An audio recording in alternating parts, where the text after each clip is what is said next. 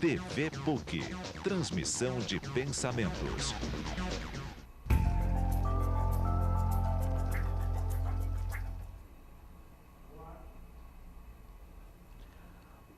Olá, você está assistindo o programa Pátio da Cruz, uma realização do Núcleo Fé e Cultura com produção da TV PUC de São Paulo, dedicado a discutir os problemas da nossa sociedade, particularmente nesse momento de acirramento dos conflitos, de polarizações entre vários grupos políticos do nosso país. Nosso objetivo aqui é sempre trazer o diálogo e buscar o encontro de todas as posições na busca do bem comum. O programa tem justamente esse nome de Pátio da Cruz, porque ele procura resgatar o espírito do Pátio da Cruz, que é um centro de discussão e de debate aqui dentro da nossa universidade, a PUC. Hoje nós temos entre nós Marcelo Godoy, jornalista do Estado de São Paulo, que ganhou recentemente vários prêmios, né, Marcelo? Sim. Ele recebeu o prêmio...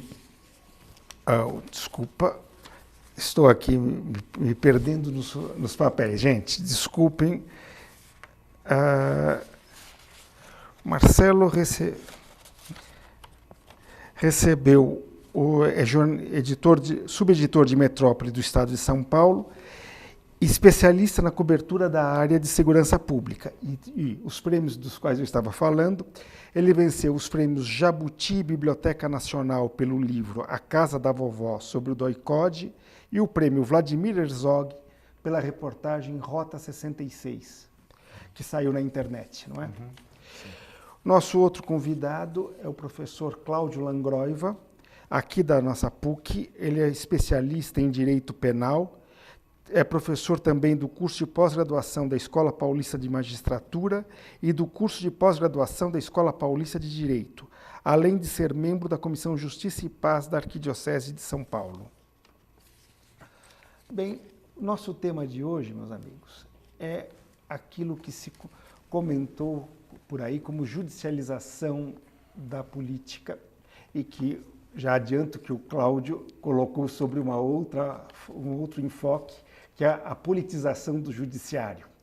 Mas eu queria começar a nossa conversa com você, Marcelo, porque também aqui você, no nosso início, estava colocando como esse processo de judicialização da política, que aparentemente estourou na mídia, na opinião pública com a Lava Jato, é um processo que já vem de antes, que você como jornalista já acompanha isso há muito tempo. Você poderia nos explicar melhor essa coisa? Olha, essa visão vamos dizer assim, da invasão no ponto de vista do jornalismo, né? Da invasão do noticiário político, a invasão que o noticiário político sofreu do noticiário policial, vamos dizer assim, do noticiário judicial, né? Ela, embora ela comece nos anos 90, ela se consolida, ela se afirma, vamos dizer assim. Eu diria que tem um marco nessa invasão que é notável, que é uma primeira grande operação que a Polícia Federal fez nos moldes que a gente conhece hoje em dia, que foi a Operação Anaconda, em 2013, que levou à prisão o juiz João Carlos Rocha Matos, por venda de sentenças em São Paulo. A partir daquele momento, passou a ser muito comum a presença nas páginas do noticiário político, né, dos jornais, notadamente do Jornal Estado de São Paulo, a presença de conceitos como organização criminosa, crime organizado. Isso é fácil. Inclusive, eu pesquisei isso nas páginas do jornal para ver com que frequência esses conceitos eles apareciam, né, nas diversas seções do jornal. E eu digo que a Operação Anaconda é um marco porque, a partir de então, esses conceitos passam a ser usados no noticiário política até com mais frequência a partir desses anos, 2003, 2004 até 2006, ultrapassando até mesmo a frequência com que eles aparecem na editoria de cidades, que é a editoria onde normalmente são publicados os fatos ligados ao noticiário policial, ou seja, aquilo que seria o crime organizado, como a gente conhece mais comumente, primeiro o Comando da Capital e outras facções criminosas. Em cidades, ou seja, na editoria de cidades, isso passou a ser usado menos do que em política. Isso é uma coisa notável, isso é um fenômeno que acontece, ele é bem delimitado, ele é bem claro a partir do começo dos anos 2000. E vem dessas operações da Polícia Federal. Ou seja, a percepção que as pessoas têm, em função da Lava Jato, de que o noticiário de política se transformou num grande noticiário de polícia, na verdade é algo que já vem sendo construído já há algum tempo, né? E se dá pelo fato da Polícia Federal ter, de certa forma, a partir de alguns instrumentos legais novos que surgiram nos anos 90 e anos 2000, né, como a lei sobre o crime organizado, posteriormente as mudanças feitas na legislação sobre delação premiada, isso levou a Polícia Federal a redirecionar, vamos dizer assim, de certa forma, parte dos seus meios, dos seus homens, etc., daquelas funções que antes eram funções clássicas dela, né, dos crimes comuns, né, da alçada federal, mas comuns, como tráfico de drogas, contrabando, descaminho, etc., e acabou direcionando os seus recursos, vamos dizer assim, nesse uso desses novos conceitos, né, organização criminosa, etc., para o combate aos crimes contra a administração pública federal, né, enxergando o fenômeno da organização criminosa não só no morro ou não só entre o traficante de drogas, mas também entre os políticos, entre os administradores públicos que se unem e montam organizações para o desvio de recursos públicos. E é justamente esse fenômeno que vem, eu recordo, por exemplo, o começo do governo Dilma, o primeiro ano do governo Dilma, no qual... Primeiro ano do primeiro governo Dilma. Primeiro mandato, né? Onde, se não me engano, ela termina o ano com 7 ou 8 ministros demitidos, faxinados, né? Em função de investigações feitas pela Polícia Federal, diversas investigações nesses ministérios, né? Ou seja, o fenômeno Lava Jato, né, ou seja, o descobrir corrupção no governo federal, não é uma coisa que aconteceu a partir de 2014, né, com a Lava Jato. Era algo que a Polícia Federal já vinha fazendo desde antes, né? Talvez agora, num outro contexto, né, a reação a essas notícias, né, seja diferente da reação que existiu naquele outro momento. O que parece que eu não enxergo necessariamente esse conflito que hoje nós vivemos, né, como apenas e tão somente causado pela descoberta de que existe corrupção dentro do governo federal, né? Mas eu acredito que existe todo um contexto diferente que faz com que a corrupção agora seja algo mais inaceitável do que foi, né, ou pelo menos que ela no começo do governo federal, ou que foi entendida melhor. Ela é entendida hoje de uma forma diferente, né? Isso sim.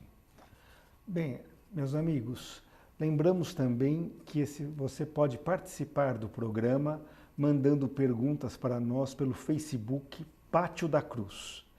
Cláudio, dando continuidade aí, mas o Marcelo apresentou aí para nós o contexto desse processo todo, mas você não me disse, talvez não seja o termo judicialização da política, mas politização da justiça. Você pode explicar melhor para nós esse outro ângulo para ver a situação?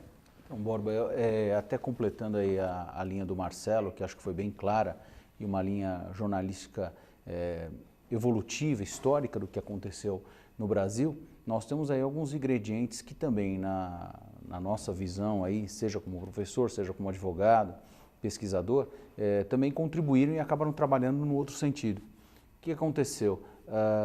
Na mesma época, mais ou menos, aí das operações da Polícia Federal, a Polícia Federal tem uma mudança de paradigma, como o Marcelo bem colocou, ela começa a destinar o seu trabalho àquilo que a sociedade globalizada, econômica vê que é o bem-estar social como sinônimo de bem-estar econômico. Ela também vai buscar esse bem-estar econômico para o Brasil, então ela foge da linha de dedicação maior, e isso é nítido hoje, a outros crimes de competência federal que envolvem tráfico internacional de drogas, combate de fronteiras, etc., sem deixar de fazê-los, mas o grande efetivo, o grande destaque da Polícia Federal passa para ser para os crimes financeiros, aqueles que envolvem evasão de divisas, aqueles que envolvem lavagem de dinheiro e aqueles que envolvem o crime organizado. Esse é um movimento também ligado ao Brasil, quando ele sanciona, ele adota a Convenção de Palermo sobre o crime organizado, logo depois da Operação Mãos Limpas, e ele começa a adotar esses conceitos no Brasil e facilitar também as investigações. Vem a questão da interceptação telefônica, os meios e tecnologias da interceptação começam a ser compartilhados com o Brasil, ela começa a se tornar um grande instrumento de investigação e tudo isso começa a florescer. Só que não adianta só florescer e ter efetividade judicial, né? Ou efetividade jurídica, por assim dizer. Há necessidade de divulgar isso. Então começa um processo midiático. Esse processo midiático, eu não diria só a Polícia Federal, mas tanto a Polícia Federal quanto o Ministério Público, em todas as instâncias, federal e estadual, ele começa a encontrar num modelo de respaldo, como é, por exemplo, nos Estados Unidos, onde ele começa a encontrar respaldo para aquilo que ele faz dentro da mídia. A mídia se interessa por isso, são notícias interessantes sobre a vida da sociedade, que eram páginas policiais simples e elas começam a ter importância política, então elas passam a sair dessas páginas para ir para outro lugar, como o Marcelo colocou, e aí você começa a perceber um movimento de politização da justiça no sentido de utilizar, não é justiça judiciária, mas os aparatos de segurança como um todo do Estado, utilizar um pouco da mídia a seu favor. Então você começa a perceber operações em que repórteres começam a chegar junto com a polícia, você começa a ver os programas policiais subindo com grande ênfase, você começa a ver operações da Polícia Federal acompanhadas diretamente por repórteres, divulgadas em loco, ao vivo, você começa a ver de outro lado membros do Ministério Público dando entrevistas constantemente aí na mídia, sem receio de ser, vamos dizer, recriminado na minha atividade, mas tem uma frase que até o pessoal brincava muito, falava que tem alguns promotores de justiça à noite, quando abre a geladeira, começa a dar entrevista. Então, é uma brincadeira típica, eu sei que o promotor fica bravo comigo, mas não são todos, só que alguns aconteceram isso. Senão não teria criado essa brincadeira, mas isso começou a fluir de todos os lados. E também por dois fenômenos que aí eu levo a politização dentro da área jurídica como um todo. Um envolveu essa divulgação grande e os acordos internacionais. Nós tivemos uma outra grande operação que envolveu o Banestado, com as contas CC5, com remessa de dinheiro para o exterior, mas o grande norte dessa operação, mais do que a questão do Banestado, foi a colaboração internacional com os Estados Unidos. Os Estados Unidos fez uma grande operação nesse sentido no Merchants Bank nos Estados Unidos e compartilhou provas com o Brasil de forma plena, com acordos internacionais firmados de transferência de provas para persecução penal. Isso tudo foi divulgado. Começou a ser um prato cheio de colaboração internacional e divulgaram para a mídia. A mídia foi trabalhando com isso. Além disso, nós tivemos o quê? A televisão entrando dentro dos tribunais. Então, começou a TV Justiça começa a televisionar os julgamentos dos tribunais superiores. E é engraçado porque se você vai hoje numa vara judicial de primeira instância, para uma TV filmar uma audiência é uma loucura. Agora, se você vai no Supremo Tribunal Federal, você assiste na TV, né? Você vira lá. No Mensalão, foi outro paradigma. O Mensalão pautou a sociedade, virou sessão da tarde praticamente. Eu escrevi sobre isso várias vezes, que eu achava um absurdo, porque a devassa na transmissão de julgamentos na área criminal, identificando as pessoas envolvidas, é muito grande, e aquilo que vai para a mídia, nós sabemos que não sai mais, e o indivíduo é publicamente julgado, independente dele ser juridicamente absolvido, ele acaba sendo condenado mediaticamente, e nós percebemos esse envolvimento da área jurídica com essa situação. Em alguns casos, eu diria tristemente, que até mesmo utilizando-se dessas situações para poder alcançar um encaminhamento jurídico, um apoio jurídico. Então eu vi esse outro lado, a mídia acaba sendo, vamos dizer assim, seduzida por esses elementos que dão realmente retorno social no entendimento de divulgação, mas ela acaba seduzida e as leis que regulam a matéria acabam sendo deixadas de lado. Por quê? Investigações são sigilosas por natureza e aí a mídia consegue divulgar textos de inquérito, depoimentos, agora virou um absurdo, né? Delações, etc. Coisas que deviam estar sigilosas por lei. Mas quem divulgou? A mídia. Ah, então é culpa da mídia. Não, não é culpa da mídia. Alguém entregou para a mídia. E por que ninguém está sendo punido? Então há uma politização nesse sentido, porque se torna interessante fazer esse movimento midiático para respaldar o trabalho. E essa coisa foi uma construção desde a época. Então eu acho que essa situação hoje é caótica, porque a mídia cumpre o papel dela, que é um papel especulativo, mas ela recebe informações para esse papel especulativo e vem de onde? Eu não conheço nenhum caso em que essas informações dadas, nós tivemos aí pessoas identificadas e punidas. Então, esse outro contexto é muito difícil, porque você causa uma instabilidade jurídica, social muito grande e um risco para a sociedade muito grande também. Então, acho que esse é o outro viés da situação. Certo. Me parece que a gente chegou aí no problema para usar um termo reconhecido, sociedade do espetáculo. Nós estamos numa sociedade do espetáculo e talvez mais do que dizer que houve judicialização ou politização existe a criação de um espetáculo político-judicial, digamos assim. E me parece que a coisa difícil é que nós estamos diante de um processo que é necessário. Não é apenas não é um processo que acontece simplesmente por causa da má vontade, da maldade de um ou de outro sujeito. A sociedade, o processo social conduz a esse caminho. E diante disso, a pessoa comum fica, de certa forma, desarmado, porque é a oposição que a gente tem aí. Ou você é a favor da imprensa que denuncia, que mostra o que está acontecendo, ou você é a favor de não se culpabilizar alguém antes da hora, etc. E as pessoas ficam um pouco, ou fla-flu, eu sou de um lado ou sou do outro.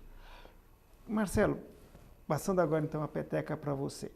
Como é que você, como jornalista que vive esses problemas, que eu imagino que todos nós reconhecemos essas necessidades, como é que você acha que tanto os protagonistas, que aí são, estou pensando, protagonistas, os líderes políticos, os advogados, os agentes de segurança e a mídia, como é que esses protagonistas, principalmente no seu caso a mídia, mas também você, pensando nos outros, como é que esses protagonistas podem se precaver de desvios e ao mesmo tempo colaborar para realmente chegar lá onde a gente quer?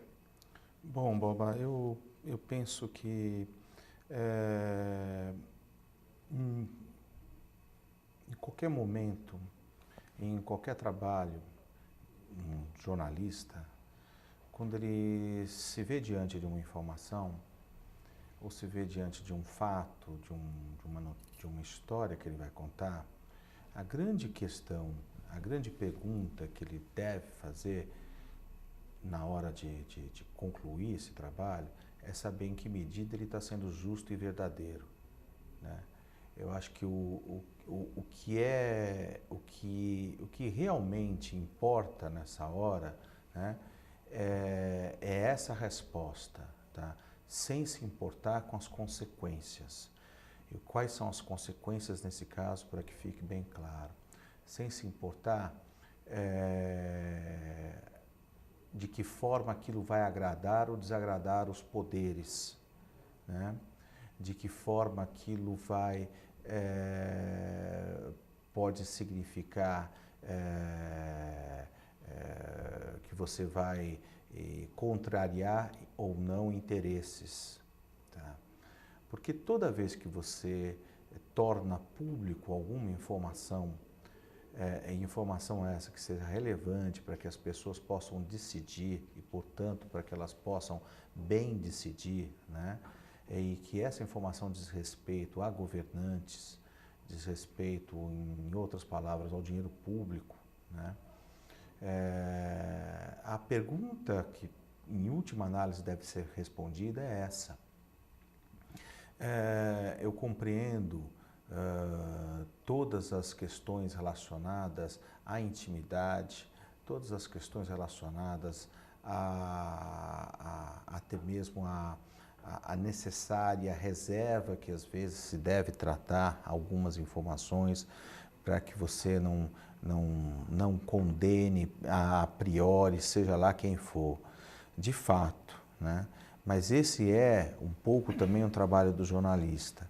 O trabalho do jornalista nessa hora, diante de um procurador de justiça que apresenta uma acusação contra alguém ou levanta uma suspeita contra alguém, é também perguntar para ele com base em que provas ele faz isso, né? Ou seja, não é o que legitima essa acusação não é apenas o fato de que ela está sendo feita por um agente legal, por alguém que é parte no processo, em última análise, mas pelo que ele dispõe, o que ele tem que fundamenta aquela acusação, né? E é esse o modelo. Esse modelo ele serve desde, essa pergunta tem que ser feita desde o advogado, desde o delegado que prende um batedor de carteiras e você precisa saber que provas a polícia tem para sustentar uma acusação contra ele, como também para um ex-presidente da República, né? A mesma coisa em relação à defesa. Eu acho que o jornalismo nessa hora, o que ele tem de fazer, o que ele deve fazer é buscar não só equilíbrio, né, mas buscar também agir de forma igual com todos os atores que estão nesse campo, né? Ou seja, o jornal não pode, um jornalista não pode dedicar vamos dizer assim, atenção especial à corrupção de um partido e esquecer a corrupção de outro. Porque se ele fizer isso, ele perde a sua credibilidade, né? Ele deixa de ser justo, ele deixa de ser equilibrado, ele deixa de ser, portanto, verdadeiro, né? E se ele não é justo, se ele não é verdadeiro, não há mediação possível, né, com as pessoas, com o que as pessoas esperam do jornalismo, né, e dos jornalistas. Eu acho que a grande questão que se coloca no momento, não só nesse momento, mas sempre, né, é essa, é como exercer o jornalismo, né, e saber que mesmo num momento de crise, onde as paixões estão acirradas, a gente não pode perder de vista a forma como se faz, né? Ou seja, o que nos orienta, né? O que nos limita e saber que é o que garante a nossa, vamos dizer assim, a nossa credibilidade, vamos dizer assim. Na verdade, você jogou, sendo que a gente vai fazendo as perguntas de um para outro, você jogou um grande abacaxi no colo do Cláudio. Não sei se você percebeu. Porque você colocou ser verdadeiro e ser justo. Só que aí sobra, no caso, para a área judicial, a responsabilidade de passar informações verdadeiras e seguindo critérios justos para o jornalista, porque não é o jornalista que vai fazer a averiguação policial e nem a análise jurídico-legal do caso, certo? E aí, Cláudio, me parece que um dos grandes problemas que a gente se coloca é o seguinte: por que a sociedade, de certa forma, sente tanta necessidade assim dessa transformação do processo num espetáculo? Porque, de certa forma, é a opinião pública que seria, na visão geral, o grande garantidor, não sei se essa palavra existe, mas a grande garantia do processo é a opinião pública, porque, por exemplo, o que pouca gente fala, mas é evidente. Qual é o problema de passar um processo da primeira instância para o STF? Não é a demora do processo, é o medo que nessa passagem tudo vire pizza. Em grande parte, eu espero que a gente possa partir do princípio que todos os juízes do STF são homens justos, bem intencionados, porém, a grande diferença entre o que é justo e o que é legal. Nós vimos várias ações acontecerem nos últimos dias, nos últimos meses, onde a legalidade era o critério último diante de um problema grave. Para dar um exemplo, a famosa discussão de se as escutas da presidente feitas fora de um determinado horário poderiam ser provas ou não, independentemente da gravidade dos fatos mostrados. Então, era uma questão técnica legal e não uma questão de justiça que estava sendo colocada. Como é que você, aí como advogado, vê então esse problema? Temos um espetáculo que aparentemente se tornou necessário para garantir que as coisas justas de fato aconteçam, passando por cima talvez até de obstáculos legais que parecem ir contra a justiça. Você me deixou em situação pior do que ele deixou, né? É lógico, é a minha especialidade. Eu vou tentar eu queria fazer só três pilares que eu acho que a gente consegue chegar nesse momento. Tá. O primeiro pilar diz respeito à situação inicial do porquê o próprio Marcelo colocou. A sociedade começou a ser inundada através da mídia e a mídia através do jurídico, vamos dizer assim. Eu vou até te dizer, eu não falo, eu saio da figura do advogado porque o advogado não alcança isso tudo. Eu acho que a figura do professor de direito, do jurista alcança isso tudo. Então, na área do professor de direito, que envolve a advocacia, envolve a pesquisa, envolve tudo. Então, dentro dessa visão, eu acho que o primeiro ponto é esse. A mídia foi inundada de conceitos novos, seja a lei de crime organizado, sejam essas operações, essa busca da mídia por parte da área jurídica como um todo, não só a polícia, Ministério Público também.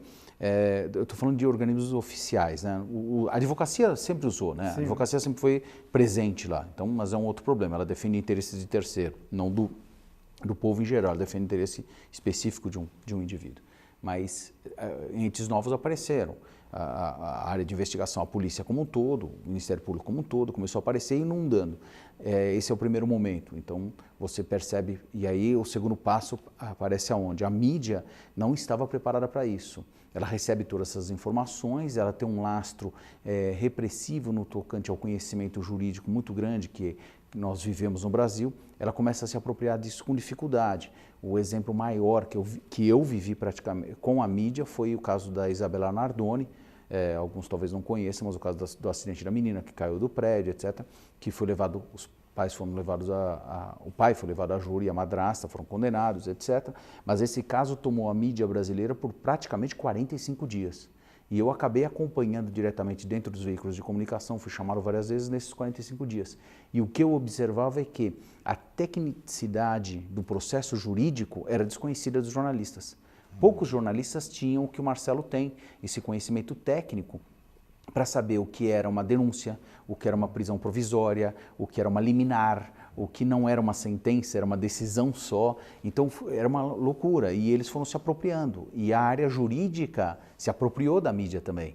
Então, todos se apropriaram da mídia para transmitir esses conhecimentos, buscando estar presentes na mídia, e a mídia se apropriou dessas questões. Aí ela evoluiu bastante. Quando chega no presente momento, você tem uma mídia muito mais qualificada, que tecnicamente sabe o que ela tem que procurar, sabe o que ela tem que especular, e você encontra uma disposição grande por parte dos órgãos públicos de dar o que a mídia quer. O grande problema está naquilo que é de interesse público e aquilo que é de interesse do público. O que é interesse público envolve a questão da função fiscalizatória da sociedade, no que está acontecendo, o que é de interesse, envolve políticos, envolve o governo brasileiro, envolve entes que estão aí dirigindo os interesses da nação no tocante à nossa representatividade. Isso é interesse público. O que é de interesse do público é especulativo. E isto a mídia também tem interesse em divulgar, faz parte do trabalho dela. O jornalista tem isso por natureza, é parte dele especular essas situações que envolve saber quem ligou no sítio de alguém, quem falou com quem no sítio a deixar entender alguma outra coisa que não tinha a ver com o jurídico, mas tinha a ver com relações pessoais, a saber onde que foi parar um crucifixo, onde está o cavalo de Troia e aí por diante. Mas isso é especulativo da mídia. O problema é quem fornece essas informações. Aí voltamos àquela situação. Será que para fazer justiça eu preciso violar a lei?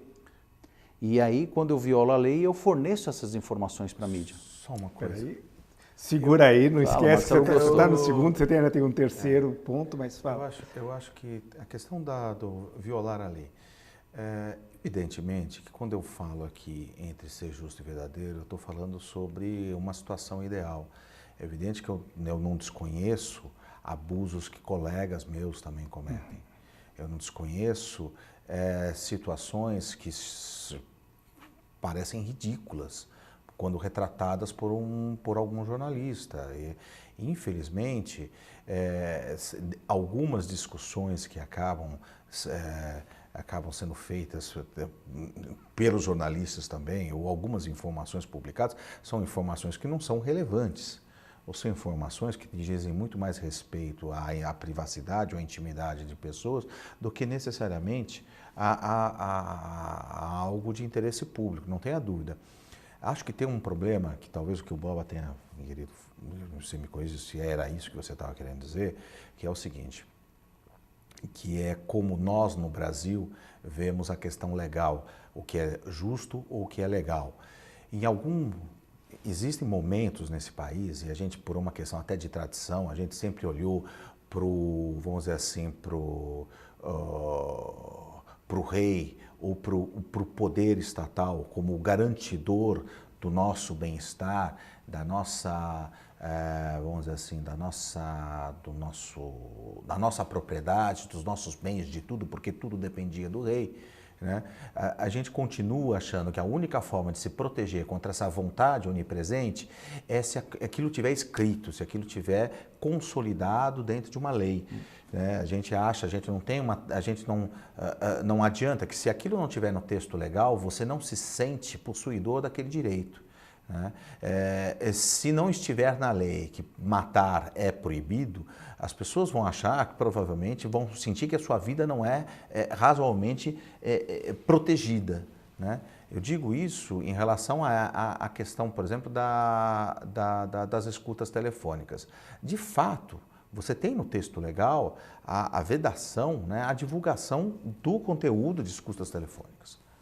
Isso o caso em questão aqui é tão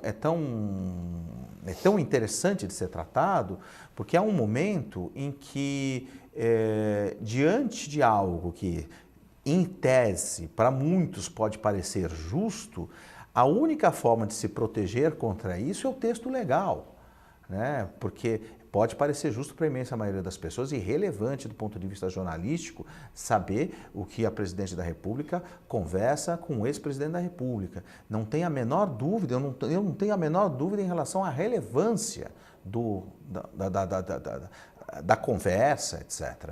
Mas também há uma questão muito importante para ser discutida, que é a questão que eu acho que é isso que você estava querendo dizer, né? Do limite entre a relevância, né? Ou seja, o limite de se é justo que todos saibam e se é justo também a exposição, né, da intimidade das pessoas. Até que ponto um presidente da República tem intimidade quando conversa com um ex-presidente da República, tratando sobre assuntos que, segundo eles, eram assuntos republicanos, né? Até que ponto isso é coberto, de fato, pelo sigilo?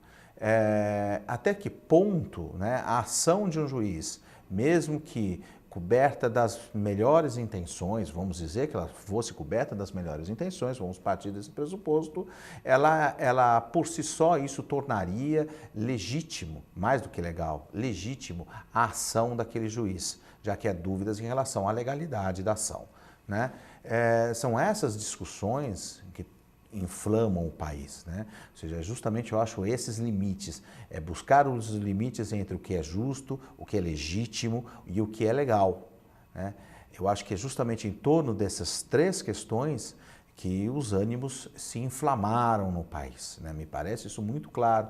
E nós temos dificuldades, sim, para delimitar, para saber aonde estão esses limites e saber como tratar essas questões, né? Isso, para mim, me parece ser o grande problema, o grande nó da situação atual, né? Como tratar o que é justo, o que é legítimo e o que é legal, né? Porque sabemos que nem sempre o justo é legal, nem sempre sabemos, e aí temos histórias maravilhosas, né? Se a gente for pensar só para lembrar uma, no Círculo de Giz Caucasiano do Bertolt Brecht, né, quando ele usa a famosa fábula da solução salomônica, né, com quem vai ficar a criança então, né? O que diz a lei e o que é justo, né? A decisão ali do juiz é decisão pelo que é justo e não pelo que é legal, né? E provavelmente quem lê a história concorda, né? Esse é o grande problema, é o limite de até onde a gente pode ultrapassar a lei em nome do que é justo. Se me permitir, até completando e fazendo um contraponto em cima do que o Marcelo colocou, nós temos, e aí se a gente for falar na realidade atual, nós estamos vivendo um estado de insegurança jurídica muito grande, em tocante ao que é justo ou não dentro do cumprimento da lei, porque nós estamos tomados de uma politização enorme no judiciário como um todo, fruto exatamente desse processo que esse caso, a Lava Jato, envolveu o país como um todo, inclusive os tribunais superiores, em especial o Supremo, e ele não consegue pautar isso como ele pautava antes. Você pega as decisões anteriores do Supremo fora da Lava Jato, eram decisões que tinham uma linha mais clara, você sabia como seguir, você sabia qual era o paradigma ali do que era justo, do que era legal, dentro da interpretação que o Supremo fez da Constituição e principalmente do limite do justo e do legal, que são os direitos e garantias fundamentais. Então esse eu entendo juridicamente o limite e ele pautava isso. Agora ele deu uma guinada em vários sentidos, com decisões inclusive que estão aí mais no universo jurídico povoando loucuras e discussões grandes no universo jurídico, com reflexos mais individuados, como por exemplo a questão da presunção de inocência, que eles decidiram que o indivíduo condenado já no tribunal, tem uma sentença de primeira instância confirmada a condenação dele no tribunal, já se expede mandado de prisão, independente de ele ter direito a recursos aos tribunais superiores. Então isso era um paradigma que tinha sido vencido por uma decisão do Eros Grau, e ele volta de novo nesse momento de tumulto jurídico. Eles invertem isso, por maioria, mas invertem. Então você mostra, nossa, onde nós estamos indo? Todo mundo está numa insegurança jurídica grande. E no tocante ao que é o justo, o legal, cai isso também. Por quê? Porque o paradigma que a interpretação constitucional tinha dado através do Supremo, dos tribunais, etc., nesses últimos anos, porque era justo, era dizer o seguinte: é justo aquilo que garanta direitos e garantias individuais fundamentais, previstos no artigo 5º da Constituição. Aí você chega num momento paradigmático que você fala, não é bem isto. Tem um interesse público social também envolvido, e esse caso, que é o caso das gravações que a gente falou, foi isso, a justificativa para a violação do que dispunha a Lei de Interceptações Telefônicas contra o sigilo foi do interesse público, em detrimento do interesse de garantia individual. Então, e aí o Supremo não falou nada. O Supremo ficou quieto. Quer dizer o quê? Mudou esse paradigma do que é justo. Mas desculpe, mas eu queria só voltar numa coisa, porque você tinha me falado em 3 pilares, e aí você tinha parado no segundo. Você consegue retomar? Então, o primeiro era essa situação, né? Do momento que começam as operações em inundar. O segundo envolvia a questão do desconhecimento e a mídia se apropriando. E o terceiro envolveu, que é a situação que eu entendo politizou a área jurídica, que foi a mídia se apropriando destes conceitos técnicos, sabe o que perguntar agora. Ela sabe que informação é relevante, que ela quer e que pode ser fornecida, que vai lhe dar interesse e substrato para poder fazer um trabalho de divulgação. Ela não fica mais esperando você me dê o que você quer. Eu quero, escuta, o senhor falou disso, mas e isto? Ela vai especular na função dela. Aí é que se esperava que a área institucional que detém essas informações, os representantes do poder público, falassem, olha, eu não posso, eu posso até aqui. Porque daqui para frente eu vou estar violando direitos e garantias fundamentais, eu vou estar violando a lei, eu vou estar abrindo... Eu não posso, eu só posso até aqui. Eu sei que você quer, que você sabe que pode, mas isso é coberto por um sigilo. A publicidade do processo não é uma publicização, não é uma politização, é uma publicidade fiscalizatória. Então nós temos que manter até aí. Eu não vou ficar dando entrevista sobre isso aqui. E você vê a politização jurídica porque acontece o contrário. Mas eu acho que há uma questão... há uma questão que também envolve o direito.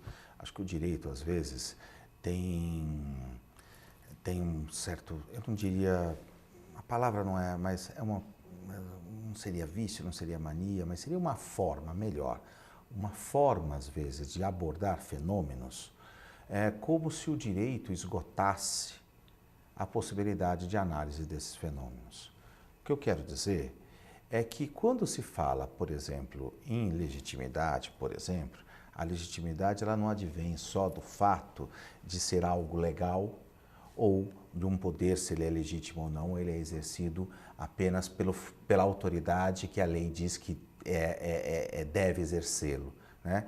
Há outras dimensões também para o fenômeno da legitimidade, há uma dimensão política. No caso do que é justo, a questão é que não é o direito que exaure aquilo que é justo, que exaure todo o significado do que é justo. Vai-se além. O que é justo é uma construção. Essa construção, ela é dinâmica. Ela é dinâmica. Essa que é a verdade. A sociedade, ela constrói algo dentro de uma lógica que a gente poderia chamar de uma espécie de lógica do aceitável, né? Ou seja, somos nós dialogando, né, uns com os outros que vamos fazer essa construção do que é justo, em suma, né? Não é algo que vai ser imposto pelo direito, não vai ser. E eu acho que a gente vive num momento em que a sociedade está reconstruindo, de certa forma, alguns desses conceitos, né? Ou ela está reformando, melhor dizendo, alguns desses conceitos. Por mais que isso cause insegurança jurídica, por mais que isso cause perplexidade para um meio que está muito habituado com a lei, com a norma, com aquilo que é cristalino, né? Com aquilo que é cristalizado, até mesmo para poder decidir, né? Infelizmente ou felizmente, vamos dizer assim, este momento em que vivemos, né? Ele traz como uma de suas características ou seja, ele traz essa revisão, vamos dizer assim, essa reconstrução, né? E por isso talvez um pouco desse espanto, vamos dizer assim, né? Dessa perplexidade. A questão é como fazer isso, né? Como fazer isso num momento de crise, porque para reformar e reconstruir, isso é necessário que haja essa lógica do aceitável, né? Essa construção por meio do diálogo. Mas como fazer isso num momento em que a conciliação pouco interessa para muitos, né? Onde, em um momento de crise, as pessoas, o radicalismo se sobrepõe à conciliação, né? Isso eu acho que aí é o grande desafio nosso, né? Eu acho que não adianta só o direito ou as pessoas que vivem no direito lamentar a mudança, né? As mudanças pelas quais nós estamos passando. Eu acho que talvez a postura mais correta seria como tentar construir no meio desse ambiente de mudanças, como tentar retomar a possibilidade do diálogo para que a gente encontre uma lógica que seja aceitável por muitos. E aí sim a gente estabelecer uma nova, vamos dizer assim, uma nova situação de segurança jurídica, vamos dizer assim, né? Nós temos que começar a tentar ir para um final, porque o tempo está acabando. Ainda temos um tempinho, mas temos que começar a ir para um final.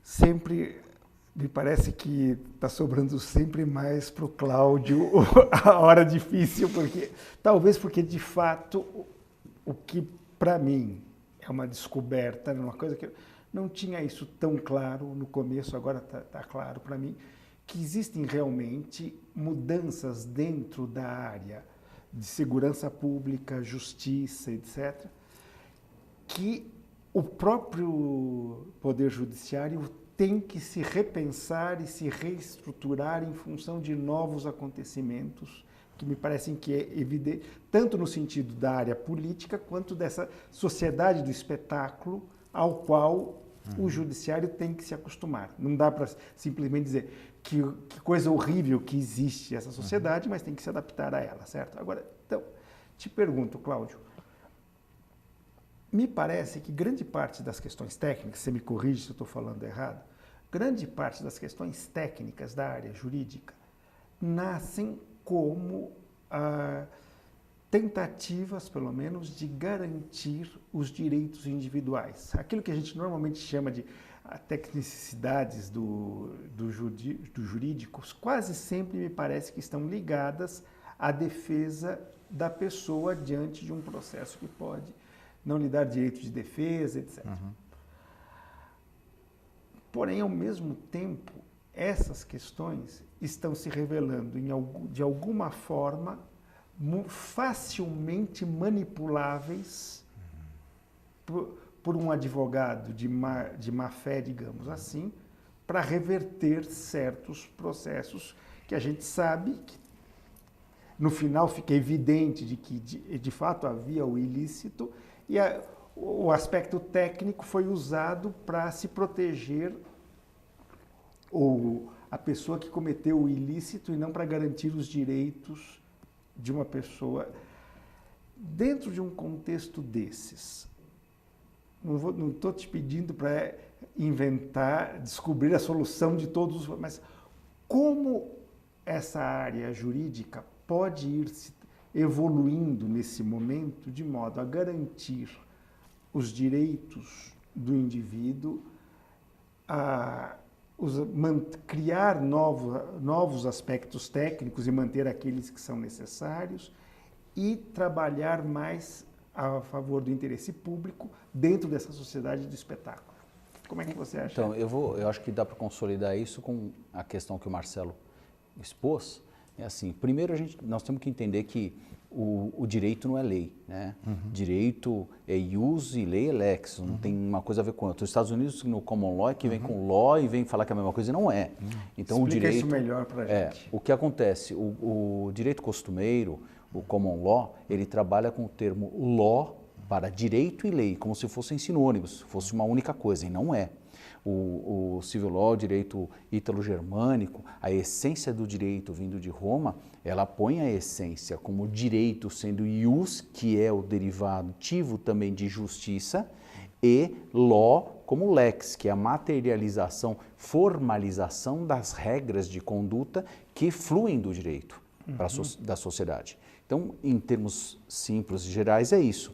Quando você transmite isso para a situação atual, você diz o seguinte: nós temos legislações que esbarram naquilo que a sociedade entende como justo.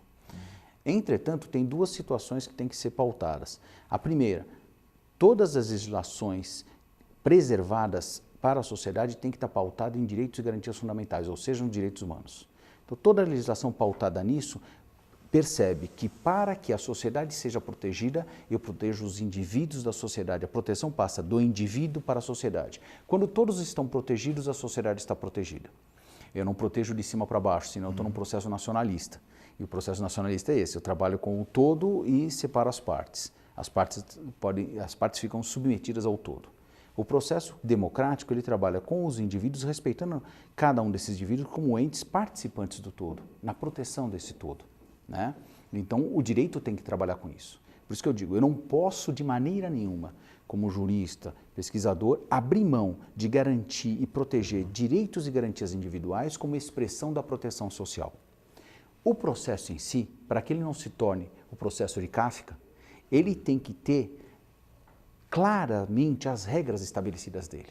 E essas regras garantem àqueles envolvidos no processo que o poderio enorme do Estado não seja um torpedo, não seja um trator acabando com o indivíduo de forma pequena, como um ente da sociedade. Porque o Estado é grande, ele vem com toda a força no processo judicial contra o indivíduo, de qualquer natureza. No criminal, nós entendemos o pior. Eu duvido, às vezes, se o criminal é o pior, porque tem improbidade administrativa que acaba com a vida civil do indivíduo, mesmo depois de cumprir pena. Mas, vamos lá. E o que acontece? Eu não posso abrir mão de certos procedimentos que parecem burocráticos em extremo, mas que são garantias de um devido processo legal justo para esse indivíduo. Por quê? Porque hoje é esse indivíduo que pode parecer culpado e até o final pode ser culpado. Amanhã é um indivíduo que pode parecer culpado e ao final ele é inocente. E se eu não tivesse feito esse processo burocratizado, muito provavelmente ele teria sido injustamente condenado. O Supremo Tribunal Federal apresentou um cálculo há pouco tempo atrás que 20 e poucos por cento, 24% dos recursos que chegavam a ele na área criminal eram reformados. Espera aí, eu não posso arriscar que 20 e poucos por cento de pessoas sejam condenadas de forma equivocada, seja em razão de um procedimento equivocado, porque aquele procedimento é garantidor da segurança jurídica e da segurança dos direitos e garantias individuais. Acho que falta para a imprensa muitas vezes essa compreensão. E isso, eu vou usar um outro exemplo que acontece. A Lava Jato, junto com o Mensalão, viraram o palco do conhecimento social a respeito do processo judicial, em especial o processo criminal. Eu acho que a Lava Jato foi um erro ser julgada no Supremo. A Lava Jato não, o Mensalão foi um erro ser julgado no Supremo. O Supremo estava despreparado para julgar uma ação criminal. Isso foi nítido. O processo, na minha opinião, cheio de máculas jurídicas que desmerecem aqueles que os julgaram, porque eles são excelentes julgadores e aquele processo foi um desastre juridicamente falando, tecnicamente falando, na minha opinião. Mas teve um ingrediente político e que se mostrou agora, tanto que eles estão separando os vários processos. Não vamos juntar tudo aqui no Supremo porque nós não vamos dar conta. Experiência do quê? Mensalão. Então esse é um exemplo também de um reflexo.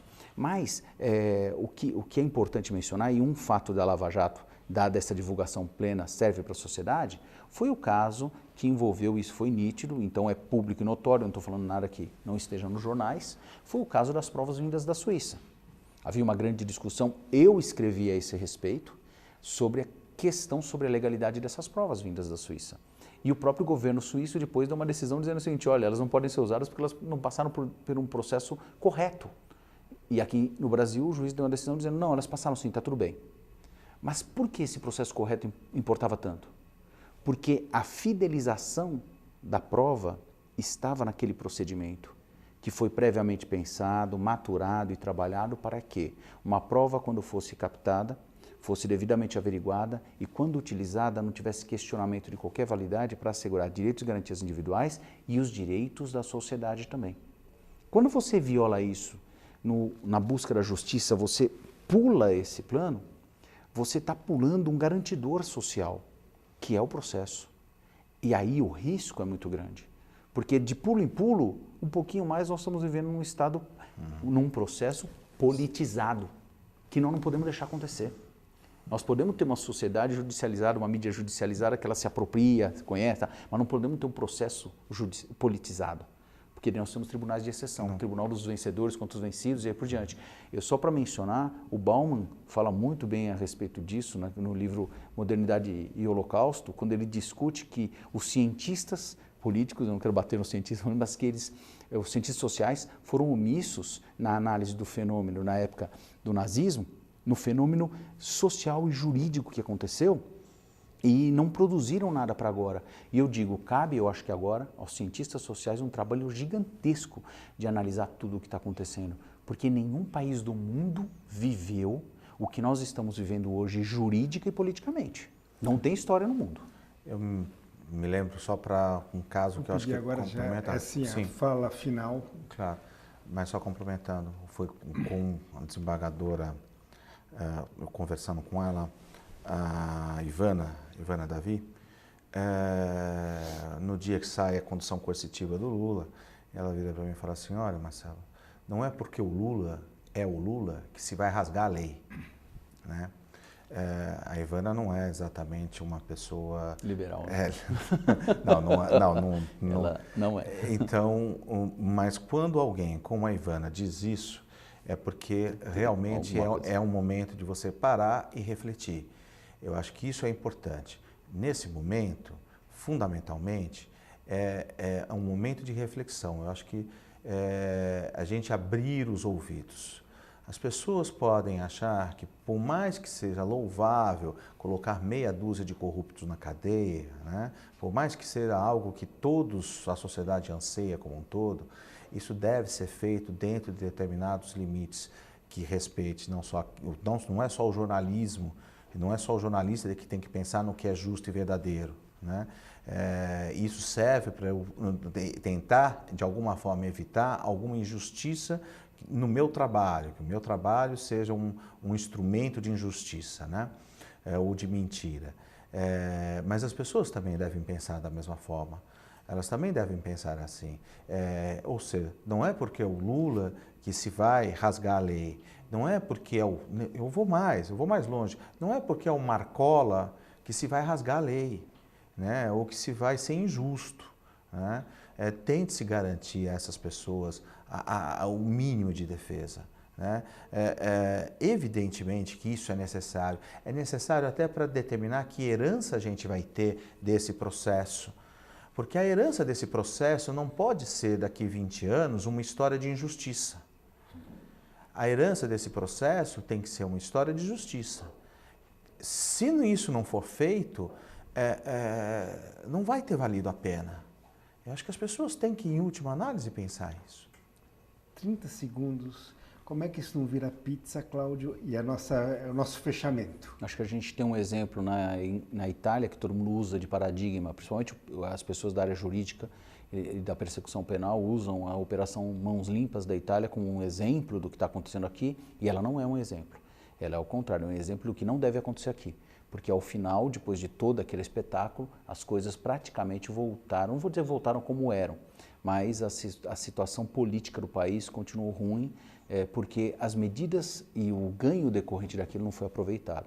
Então acho que a gente tem que ter uma reflexão muito grande sobre o que está acontecendo, analisar esse justo e esse injusto disso e ganhar com os frutos disso, para aprendermos para o futuro e não cometermos o erro de dar 2 passos aliás, 1 passo para frente e 2 passos para trás. O meu medo é só esse, acho que tem que ter uma reflexão constante, não podemos parar essa reflexão.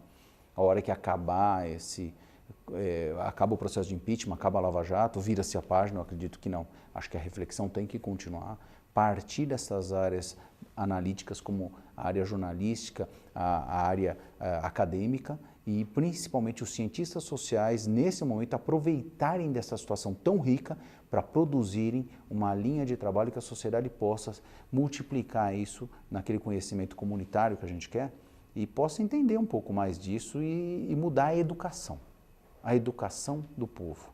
Porque aquela história, ficar com o troquinho do pão que veio a mais, é uma mania que se instaurou aqui, né? Tá certo. Bem, meus amigos, eu agradeço muito a vocês, agradeço a todos que nos acompanharam durante essa hora e vamos continuar porque deu para perceber hoje que o assunto ainda tem muito panos para manga. Obrigado.